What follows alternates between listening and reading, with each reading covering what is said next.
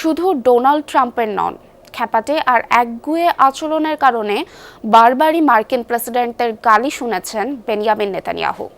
বিভিন্ন রাষ্ট্র ও সরকার প্রধান বহুবার করেছেন গালমন্দ। ইসরায়েলি প্রধানমন্ত্রীকে মিথ্যাবাদী, ভীরু, কাপুরুষের তকমাও দেন মার্কিন নেতারা। ভোগান্তি ভুলে চলে আসুন রিগালে। ওয়ারেন্টি সহ স্টাইলিশ কালেকশন নিয়ে রেডি রিগাল ফার্নিচার।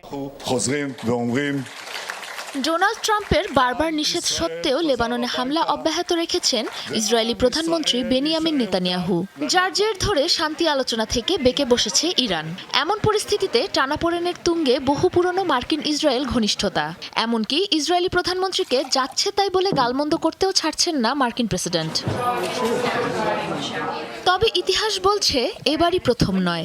অতীতেও অনেকবারই নেতানিয়াহুর উপর ক্ষুব্ধ হয়ে তাকে গালমন্দ করেছেন মার্কিন প্রেসিডেন্টরা, যার তালিকাও ছোট নয়। 1996 সালে সাবেক মার্কিন প্রেসিডেন্ট বিল ক্লিন্টনের সাথে প্রথমবার দেখা হওয়ার পরই তাকে আরব ইসরায়েল দ্বন্দ্বের ইতিহাস নিয়ে দীর্ঘ এক ভাষণ দিয়েছিলেন বেনিয়ামিন নেতানিয়াহু। সে সময় সেই বৈঠক থেকে চরম বিরক্ত হয়ে বের হয়ে আসেন ক্লিন্টন। প্রশ্ন তোলেন তার ক্ষমতা নিয়েও। আরেক সাবেক প্রেসিডেন্ট বারাক ওবামার সাথে শুরু থেকেই বিবাদে জড়ান নেতানিয়াহু, যা আরও খারাপের দিকে যায় ইরানের সাথে ওবামার পারমাণবিক চুক্তির আলোচনাকে ঘিরে। নেতানিয়াহুকে মিথ্যাবাদী, ভীরু, কাপুরুষ বলতেও দ্বিধা করতেন না ওবামা এবং তার প্রশাসন।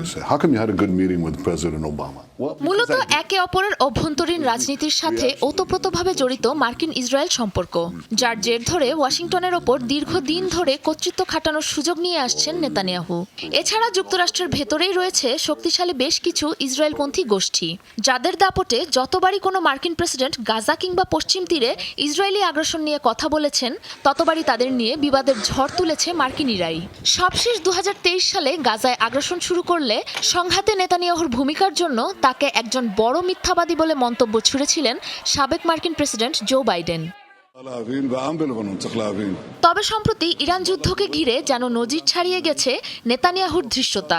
তার ইন্ধনেই স্মরণকালের সবচেয়ে ব্যয়বহুল ও অসম্ভব একটি যুদ্ধের মুখোমুখি হতে হয়েছে ট্রাম্পকে, যার জেরে ট্রাম্পের চক্ষুশুল তো হয়েছেনই, তার একগুঁয়েমি আচরণের কারণে যুক্তরাষ্ট্রের ভেতরেও কমতে শুরু করেছে ইসরায়েলের সমর্থন। সাবরিনা নুসরাত, যমুনা নিউজ।